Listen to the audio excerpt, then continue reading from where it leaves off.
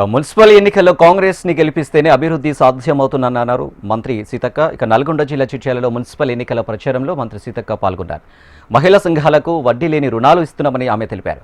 ప్రతి మహిళను కోటీశ్వరులు చేయడమే తమ లక్ష్యమని సీతక్క అన్నారు. మహిళలు లోన్ తీసుకుని అకాలంగా మరణిస్తే 2 లక్షల రూపాయలు మాఫీ చేస్తున్నామని సీతక్క చెప్పారు.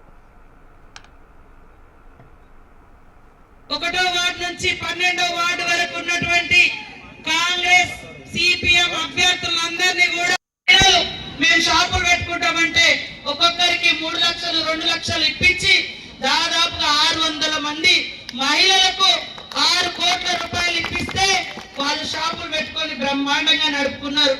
ఇందాక మా సోదరుడు వీరేశమని అడిగిండు, ముఖ్యమంత్రి గారు కూడా నాకు సంవత్సరం క్రితమే చెప్పిండు రైస్ మిల్లులు కూడా మహిళలు నడపాలి అని. మరి అంత పెద్ద వ్యవస్థ నడపగలుగుతారా లేదా నేనే ఆలోచించిన ఈ రోజు మీరు ముందుకు వస్తా ఉన్నారు. ఖచ్చితంగా అది మీకు ఎదురు పెట్టుబడి పెట్టించి ఇప్పించి ఈ యొక్క నగరకల్ నియోజకవర్గంలో చిట్యాల ప్రాంతం గ్రామంలో మరి ఆదర్శవంతంగా ఉండే విధంగా రైస్ మిల్ కూడా ఇప్పించి నడిపించే బాధ్యత మాది అని తెలియజేస్తా